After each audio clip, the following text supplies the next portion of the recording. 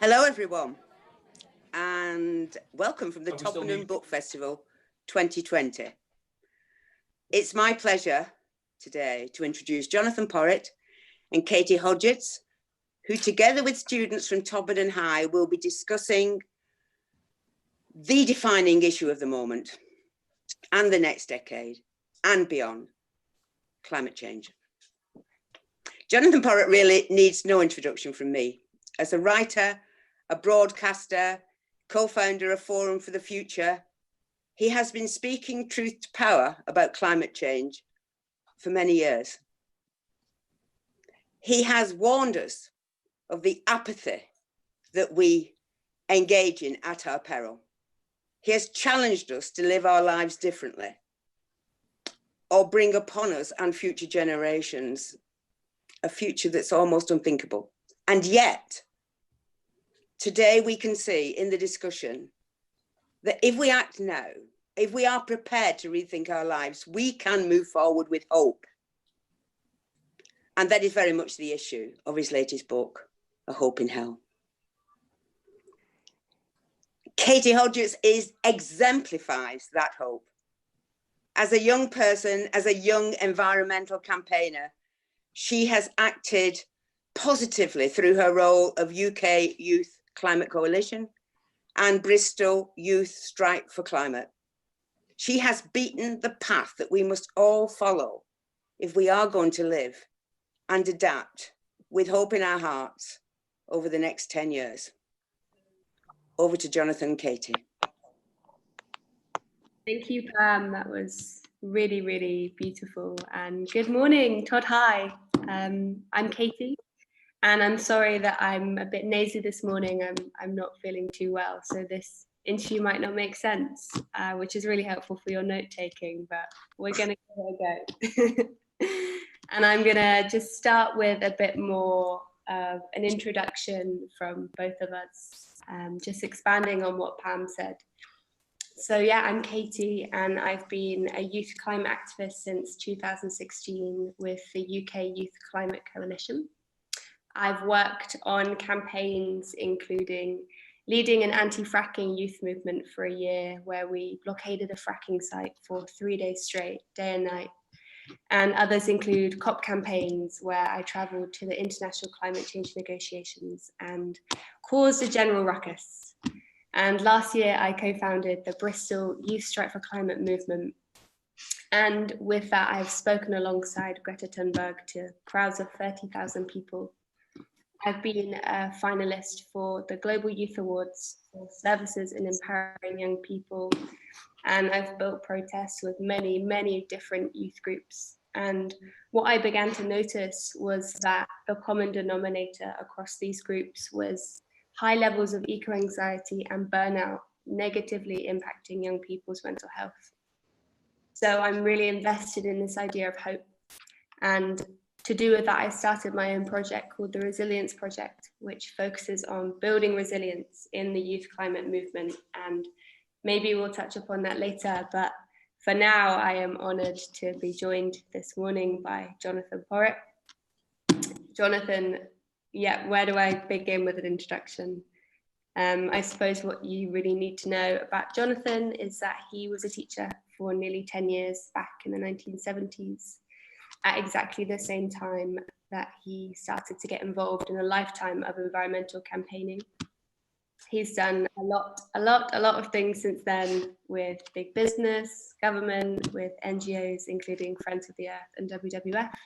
And he's written a lot of books. One of those, which we'll be talking about today, is Hope in Hell, published in June 2020, which is a powerful call to action for the climate emergency.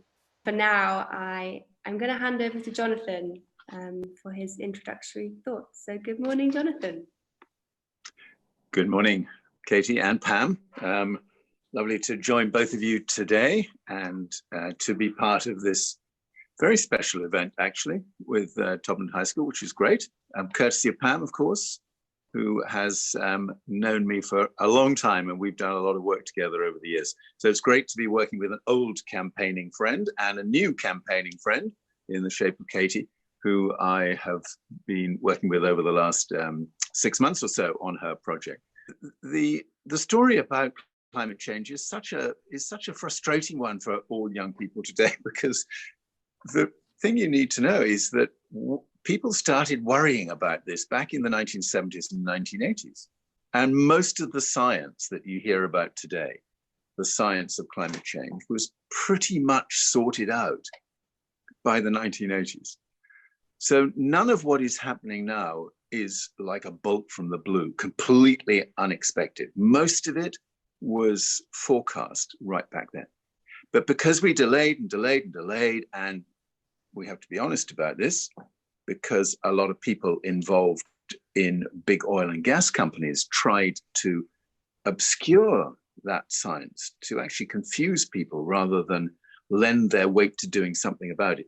We've just put off the day when we really needed to get to grips with it. And the consequence of that is not good for anybody on planet Earth, either today or in the future. I won't go into the great details about the science. It's relatively simple, as you know. When we burn fossil fuels, coal, oil, and gas, they emit these greenhouse gases, carbon dioxide and other gases. They go into the atmosphere. That creates this sort of greenhouse effect, as it's called. It traps warmth in the atmosphere. And as things warm up in the atmosphere, it causes these changes in our climate all around the world. So pretty often these days, you'll wake up to another story about another climate disaster going on somewhere, wildfires in California, or floods in Bangladesh, or melting in the Arctic, whatever it might be. They're coming at us thick and fast. And these are the consequences of just continuing to put billions of tons of these greenhouse gases into the atmosphere and continuing to destroy our natural world. So we are still cutting down huge areas of forest every year. And that forest is a really important part of climate stability, because it holds so much carbon dioxide that ought to be staying down here on Earth and not getting up into the atmosphere. So the thing that makes it particularly frustrating for young people is that this stuff has been discussed and discussed and discussed, and constantly the measures that we need to take to deal with it have been postponed, basically. We've done a little bit, to be honest, and it would be unfair to say that politicians have done nothing, but they have not done what they should have been doing for the last 30 years in reality.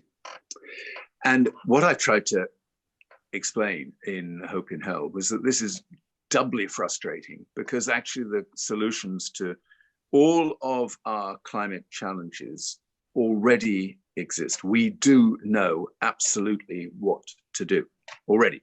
We know that we can substitute for the use of fossil fuels, whether it's coal, oil, or gas, with other sources of energy, particularly now renewable electricity. And it is so exciting listening to all the new innovative information about what's happening on that front. We know what we need to do in terms of transport. We know we have to move away from cars that use petrol and diesel towards electric cars. We know what we need to do to improve our housing stock, so that the homes that people live in are just much more efficient. And that's much better for people's health and for the NHS, as well as for the climate. We know what we need to do in terms of changed farming practice. So it's a long, long list of solutions that we have available to us. And that's solutions which will work internationally, because you can't sort climate change in just one country. You have to do it for the whole of the human family all across the planet. It works nationally as each country begins to adopt these solutions. And of course, it works locally. And that's really important, because this isn't something that you can just leave to somebody else to do on your behalf. The thing that we are learning more and more about now is that we need to make these solutions work wherever we live, whatever our community, whether we're in schools or workplaces, whatever it might be. And that's good, because it means that we can each play a small part, but a really important part in bringing those solutions forward. So we're kind of imbalanced. The science is really bad news. And as Katie said, can really very quickly make young people feel very disempowered and sometimes despairing about what that means for their future. But that is balanced by the fact that we've got solutions available to us if we could only bring them forward in a more rapid and urgent way. Treat it like a climate emergency, just like we're going through a public health emergency now, COVID-19. We need to treat climate change as the emergency it is. And that's why, I guess today, although we get lots of fine words from politicians about what they're going to do, last week was the UN Climate Week, for instance, the UN General Assembly, you would have heard dozens of global leaders saying how aware they are of the challenge, the threat of climate change. But the actual measures and the interventions they take do not match those fine words. I guess that's the point we're at. We've got a lot of opportunities now to do things that we couldn't do before. And it depends on us in our different ways to ensure that that happens. And that's partly to do with the technology available to us, partly to do with making sure that companies today take up that challenge and do everything they can through their own company policies. It's partly to do with getting the politicians to move a lot faster so that we don't any longer have what is called business as usual. And whenever you as young people hear that phrase, business as usual for the next 10 years, that's when you should start getting really cross, because business as usual is the most lethal thing that could possibly happen in the world today. We need business as very unusual in terms of creating prosperity, looking to new jobs, ensuring the future is a really good one for all young people, and doing that in such a way that it makes a difference really within the course of the next few years. That's the thing. We can't any longer go on saying this is something for tomorrow. It isn't. This is something for today. So Katie and I have talked about this a lot in terms of her project to encourage more resilience amongst young people who have to accept more of the burden around climate campaigning, but also how young and old can work together. I have this incredibly strong belief that this is all about intergenerational cooperation. So oldies like me, working much more with young people like Katie to create conditions for a really strong set of responses to these problems. So Katie, I know you're going to sling some tricky questions at me, so over to you. We're just going to have a bit of a dialogue between the two of us for a while, and Pam, I'm sure, will intervene as and when she feels inclined. And then we'll come to you for questions, as you heard from your teacher. Katie. Thank you for that overview and all of that insight. And I think we'll be talking a lot about the climate emergency and the responses to it as we move through this interview. But what I really wanted to start with is just to locate us in some contemporary context. So 2020 has been wild, you know, with the global pandemic and the new normal and the civil rights movement in the US and the UK and the spillover, especially with A-levels and GCSEs. And in the same year, you published a book called Hope in Hell, which is, you know, something I think we'll really, really need and something that I have been searching for. So I wondered if you could just provide us a few words about 2020, and are you still feeling hopeful? Yeah, it's been a tough year, let's be absolutely honest, and it'll go down as the COVID-19 year, there's no doubt about that. And for you, Katie, as well as all those young people who were so fully engaged in climate campaigning through 2019. And it was an extraordinary year. I mean, let's not forget how much of a change 2019 actually brought about through campaigns like Extinction Rebellion, but also particularly young people in the school strikes movement. And, you know, by the end of 2019, everybody thought, whoa, okay, this really is going to get our politicians sitting up, listening, doing the stuff they've said they were going to do properly. Then came COVID-19, as you know, and at that point, it just became impossible to maintain that momentum. So it's tough. And then the planet kind of dumps on us some really unbelievable climate shocks from January onwards, with the wildfires in Australia, which were just unbelievable, through now to September, where we're still in the middle of the hurricane season.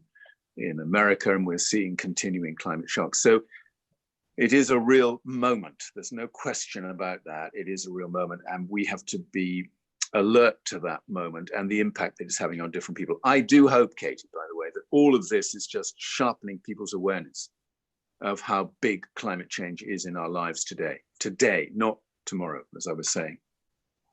Well, tomorrow as well, but right now, in fact. Yeah, I agree. And I think from my perspective, 2020 has been a springboard into what we want, into the world that we want to live in. It's been a time for, yes, chaos and despair, but also a real time to sit with ourselves and to figure out what we want. You know, do we want to prioritize well-being, or do we want to prioritize how many likes we get on Instagram? Like, it's been a real tumultuous shake-up, and I'm really hoping that from that we blossom and we bloom in 2021. But it really has been such a stark juxtaposition between 2020 and 2019. So I want to rewind and move us into more of a dialogue about 2019, because it was just incredible. And for me, you know, driving forward this force of youth, it was so inspiring and so hopeful. And I wondered how it was for you, considering that you mentioned at the beginning that, you know, this has been happening since the 1980s, and you can end up feeling like you're banging your head against the wall, or that youth aren't engaging in the dialogue. And then comes 2019. Yeah. I joined the Green Party back in 1974, so there's been a lot of head banging going on since then, I can assure you.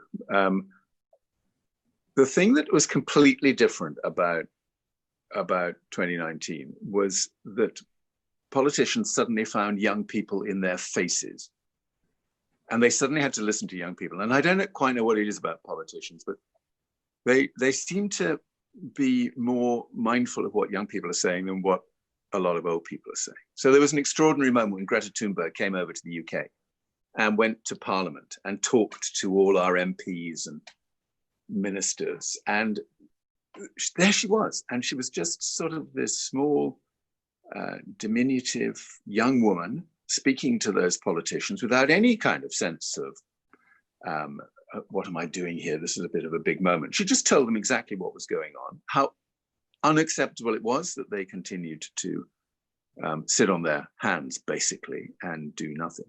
And it was just such a powerful, inspirational moment. So for me, it changed the nature of the climate debate. And one of the reasons why I wrote Hope in Hell, because I was really buoyed up and excited by that new presence, by the power of young people shifting the dynamics of the debate. And I think that was a game changer. I have absolutely no doubt that this will come back. No young person who's looked into the state of play on climate change can ever undo the knowledge they've got. That's the great thing to bear in mind. Once you've kind of landed this understanding and this knowledge and the need to move on it, that knowledge becomes part of who you are. And I suspect, Katie, you would know hundreds of young people like that who've sort of seen the science, realized the implications of this for the whole of the rest of their lives, and then just said, okay, we're gonna work together. We're gonna find ways of bringing new pressure to bear on political systems to bring about that change. That left me at the end of 2019 feeling more hopeful than I'd felt for a very long time. Yeah, as did I. And how we harnessed that power and it spread, you know, like wildfire was incredible. And I do think that, you know, Greta was the linchpin for that. But now, shifting into 2020, the rules of the game have changed again, because we could channel all of that eco-anxiety and all that fear and all that disenfranchisement into action. So we could take to the streets and we could walk it out, we could shout it out, we could sing it out. And now we're moving into a socially distanced world, which I think is presenting new challenges, but also new opportunities.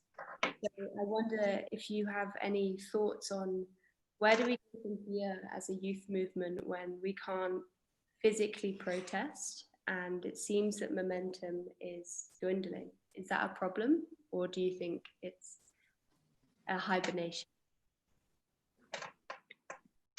It would be a problem if that energy disappeared altogether and didn't come back as we begin to emerge from this pandemic moment in our lives. It would be a problem, because if you think about it, this notion of justice between generations is what is really now providing the spark for a very different way of thinking about this. And the thing that I have been really delighted about during the course of the last year or so is that people have begun to make connections between what we call climate justice, so the fact that climate change impacts so much more on people in poorer countries and so much more on people in deprived communities. And we're making the connection between that and social justice and racial inequality.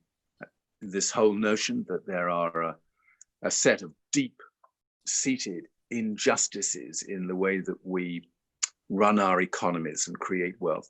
It's all part of the same picture. And one of the most liberating things is not to see climate change as a separate thing going on in a way that is detached from the whole of the rest of our lives. It's just another example of how badly designed our economies are. And I think that young people have got opportunities today to think about that, particularly locally, Katie, because even if we can't get the momentum going nationally in the way that happened in 2019, there is still a lot going on locally. There are a lot of things that people are doing locally which are enormously important. And it's fair, I guess, to say, not just because we're in a session here with you at Todmorden High School, it's fair to say there's a lot still going on in education. And a lot of people are beginning to work out how best to adapt their educational experience, the curriculum and opportunities to involve young people through the school and through the communities they live in, so as to get quite practical about climate change. So I'm not downcast by that. I think that our lives have been transformed by COVID-19, that's obvious, and not for the good, that's obvious. But we do have a chance now to build this very different alternative as and when we begin to emerge from it. Mm. Yeah, I love this idea of opportunity. And I want to pull out and repeat one line you just said, because I loved it so much. You said, justice between generations is providing the spark. And I think that is fantastic. And I think, yes, so one of the ways that we can keep momentum is this intergenerational dialogue. What other ways or bits of momentum or advice would you give to these young people at Todmorden, saying this is what you can do now moving forward? You know, one of the things I really loved about Greta's leadership, and you know her, Katie, so you've seen this at first hand. I've never met Greta, but have been just massively impressed by the quality of leadership she brings to this. Whenever she's asked the question, so what should I do now in my life? She's always very careful. She doesn't say, okay, you need to go off and sort out your energy at home, or you need to stop eating meat, or you need to think about this or that, whatever it is. She just says, our first responsibility is to find out what is going on with the climate. Tell the truth of that. Find out, share it with friends and colleagues and family,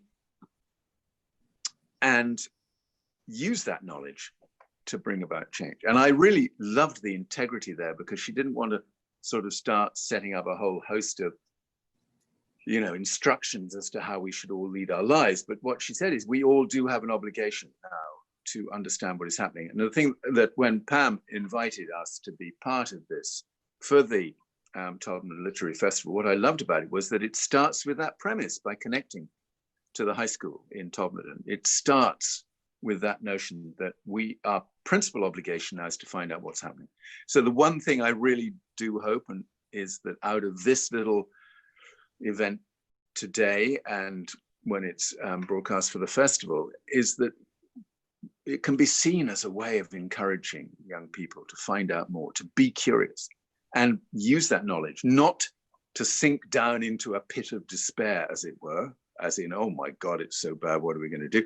But to use that knowledge to say, right, and actually maybe to use that knowledge to say to your teachers in Todmorden High School, are we doing enough in our own school? Are we doing enough in our own community? And this is something where, you know, for me, Pam has always been an astonishing example of, if there's a problem, let's get the solutions moving, and don't think it's going to start somewhere else. Let's start where we live.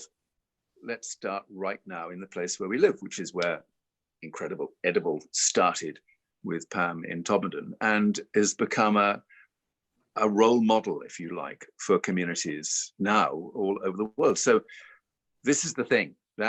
For me, that's the story about this: curiosity, concern, shared understanding what the impact on other people's lives. We're not doing a lot of that today, but you know, you need to know that people's lives are being so painfully disrupted by climate change all over the world at the moment. Really terrible suffering caused by climate change already.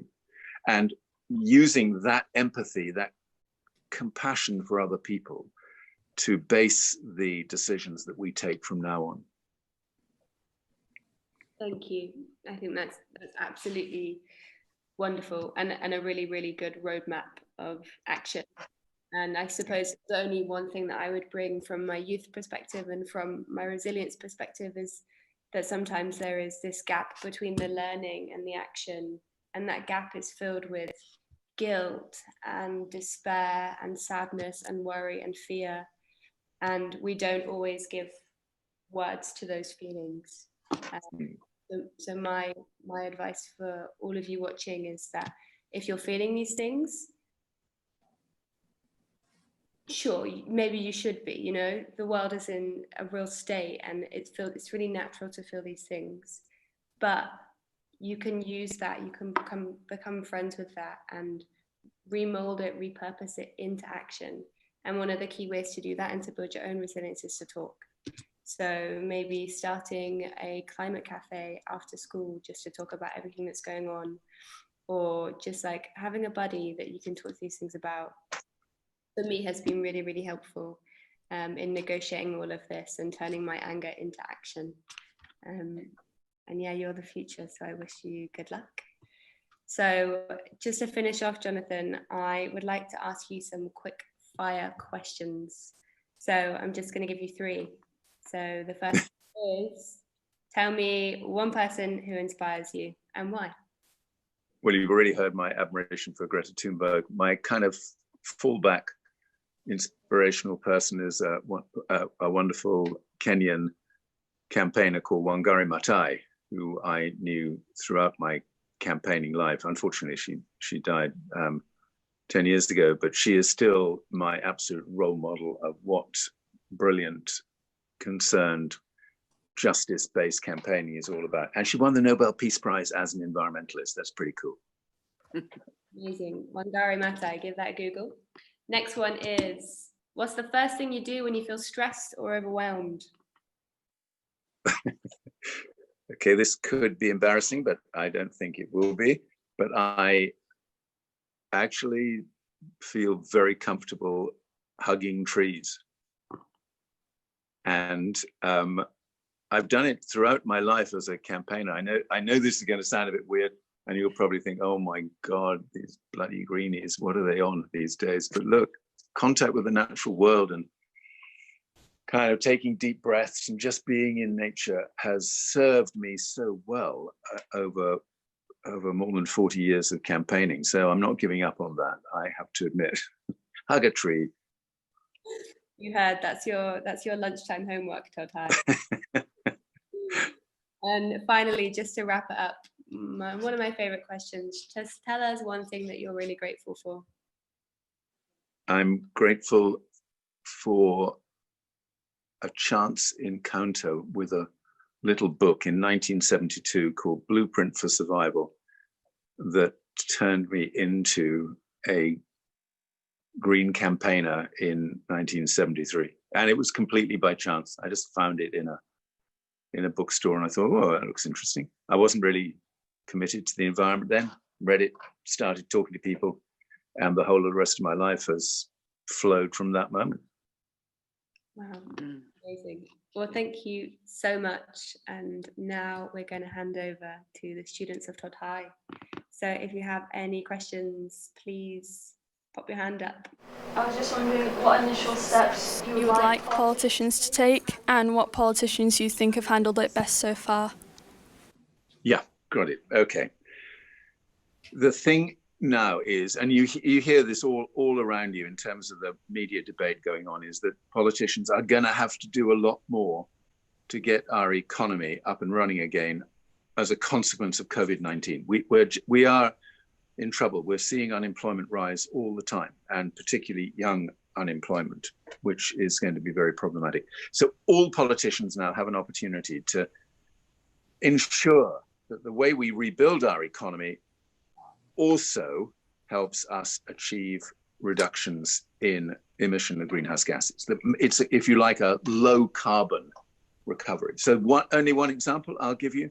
The thing that excites me most about jobs over the next 5 to 10 years is ensuring that the existing housing here in the UK is made fit for purpose. So much of our housing in the UK is poorly insulated. It often leaves people suffering from what is called fuel poverty. It affects the health of literally millions of people because the quality of the housing is so poor. And the one biggest thing that politicians could do, this government could do, would be to bring forward a really major plan to make our housing super efficient, energy efficient, to make it much healthier so people living in those homes did not have the health impacts they suffer now.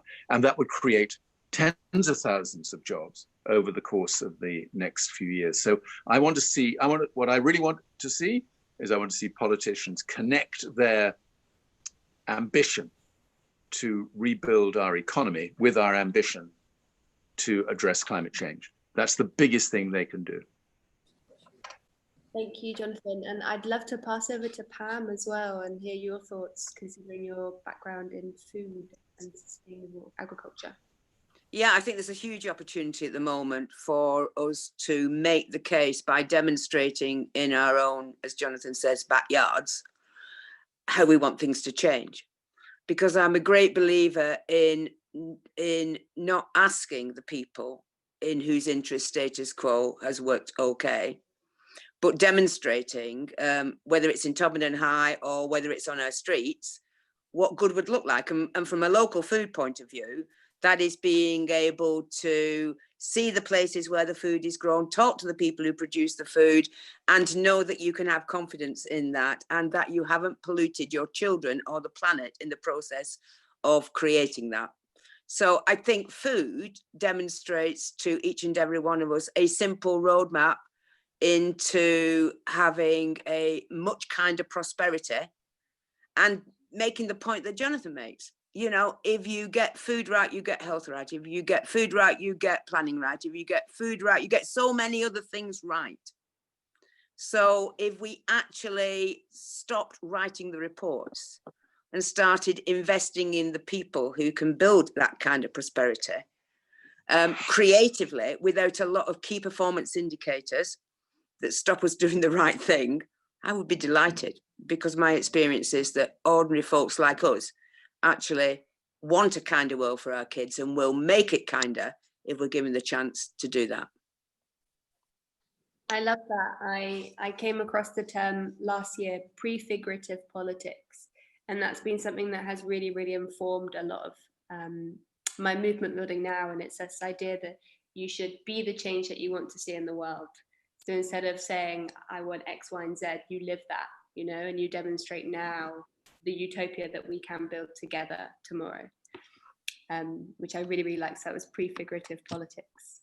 And if I could say, Todd High's pretty good at it. Yeah. You know, they are already growing food in Todmorden High. They are already connecting to redefining their estate. So good on them. Let's see more of it. Excellent. Right, let's take another question, please. Hi, I'm Ronnie Simpkins. My question is, obviously there's lots of new products we can buy, such as no plastic packaging products that can help the environment, but often they can be quite expensive. So would you have any suggestions of things that maybe don't cost as much that we can do to help the environment? Yeah, this is a big thing, and you are right that the good thing now is more and more environment-friendly products are on the market, and that's really important. And without that, you wouldn't have a choice about what you buy. But increasingly, we do have choice. We are able actually to buy less environmentally damaging products in every area of the economy. You mentioned plastic packaging in particular. Since last year, since 2019, the world has woken up to the dangers associated with plastic packaging, and the pressure that is now coming through from the public to reduce the amount of plastic packaging at every turn is hugely important. I mean, company after company now has set targets for reducing the amount of original plastic, what's called virgin plastic, and increasing the volumes of recycled plastic. So this pressure from the public has really made a difference. It is true that a lot of environmentally friendly products can sometimes cost more, but it isn't always true. And that's particularly the case when you come to food. And I'm sure that Pam can talk about this. But we do, I think, now need to put pressure on all of those companies not to sell us so-called premium environmentally friendly products that cost more, but to make sure that the basic standard products that we're buying come at the kind of affordable prices that people need. So it depends on each area of consumption that you're talking about, but we are moving in the right direction, and more companies have woken up to the need to meet those expectations, which is really good. Thank you. Pam, do you have any comments? Well, in terms of food, there's no one solution to any of these things, but basically, if, as is happening in Todmorden High and in many schools across the country, we are passing on skill sets so people start to understand the importance of soil, the understanding of how to grow, how to cook, how to think about what goes into our bodies. As we invest in that, so that's a big educational ask, and as we rethink our towns and our cities so that we can see more food growing in the middle of them. It's happening in Luxembourg, happening all over the place. Why not in this country? As we rethink the importance of market halls, where you can talk to the producer or the trader and support local jobs that might create more local jobs for more young people in the future.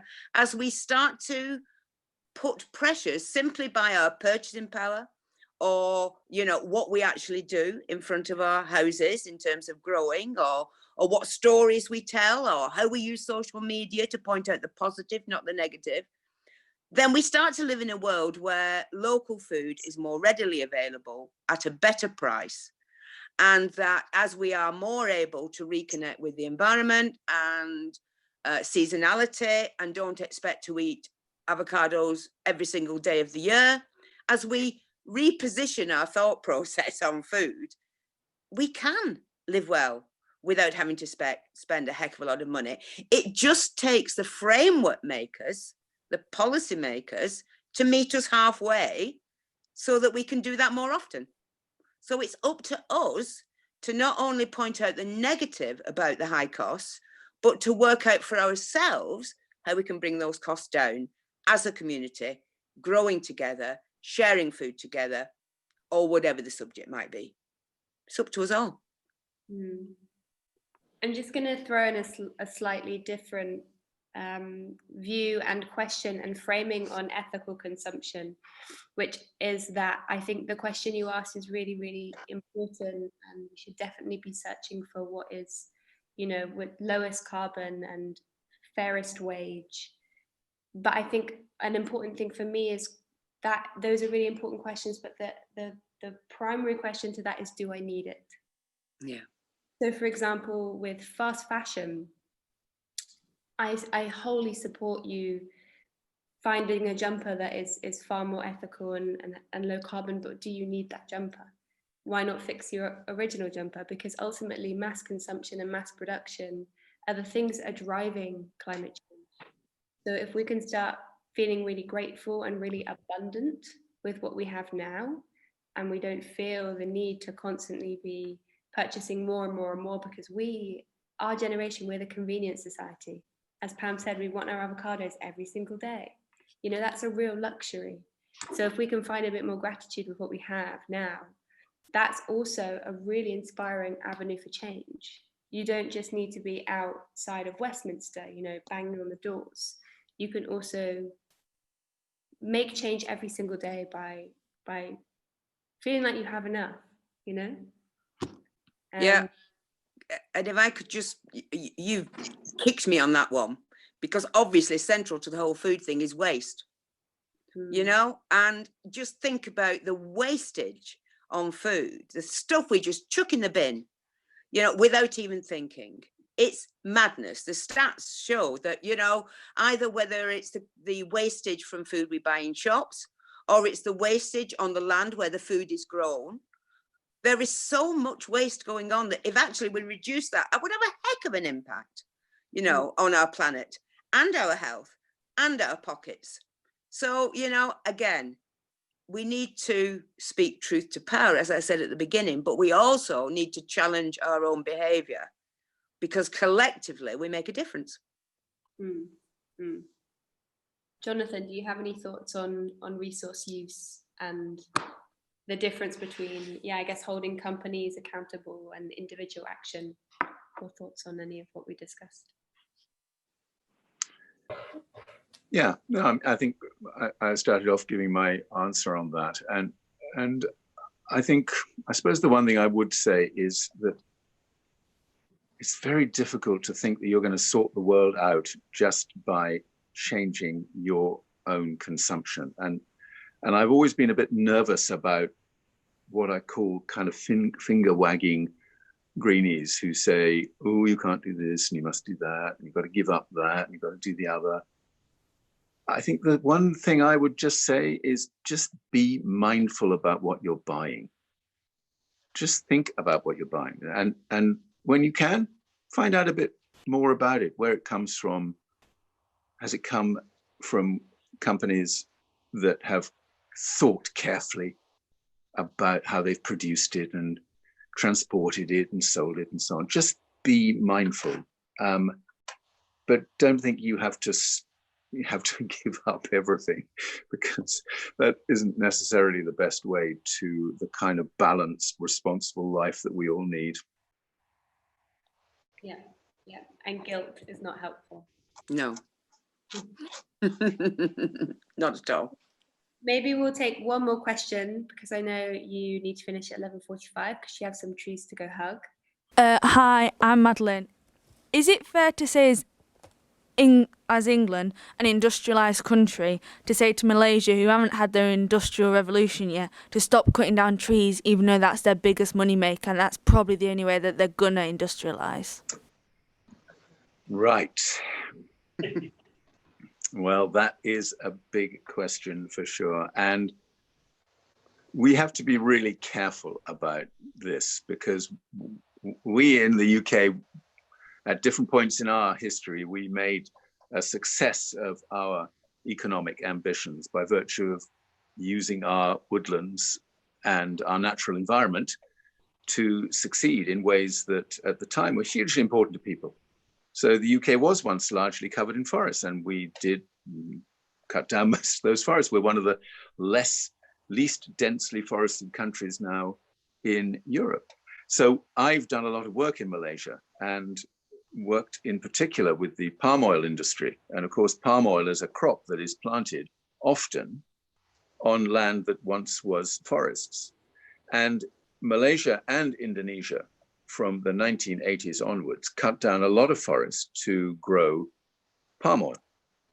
And Western campaigners are rightly concerned that we should stop deforesting now, because we don't any longer need to cut down further areas of forest in order to ensure that the palm oil industry succeeds. So it's a very simple story. We're right to to engage in dialogue with Indonesia and Malaysia about no further deforestation. And the reason for that is we now really do understand the value of keeping these forests in the ground. But then we have to help them and make sure that we're not acting to punish them, if you like, for using their natural environment in the way that we once used ours. So there's a very simple trade-off here. And for me, it's quite clear. Actually, you can increase the productivity of palm oil plantations massively, which means that we would never need to cut down a further hectare of forest. But one thing that doesn't help is telling the Indonesians and Malaysians that they're all wicked planet destroyers, and therefore we're going to avoid products that have any palm oil in them. There's palm oil that is produced really responsibly and carefully, and then there's irresponsible palm oil, if you like. So you've touched on a really difficult question there, which is how do we balance the need to protect the world's remaining forests, but also be sensitive to the economic conditions of many of those countries. Malaysia and Indonesia are now much better off countries than they were before because they cut down a lot of their forests. And poverty in those, particularly Indonesia, is still a big issue. But what we need to do is to work with Indonesia now to ensure that there are solutions to Indonesia's continuing poverty, but without cutting down the forests. It's a question of good cooperation, working together, finding mutually advantageous solutions. That's the story here, not lecturing from afar and telling them they're all wicked. Thank you. And thank you, Madeline, for bringing in that framing of climate justice, which is really, really important. Can I just briefly then thank everybody that's been engaged in this last hour? Can I thank Jonathan, Katie, the students and the staff at Todd High, particularly Jay? It's been a fantastic hour.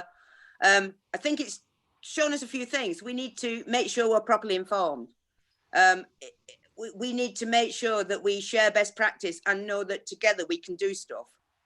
But I also think it's about recognizing, though small though it might be, we have to believe in the power of small actions. We have to believe that we are part of a solution. We have to move forward with actions that bring hope to our hearts.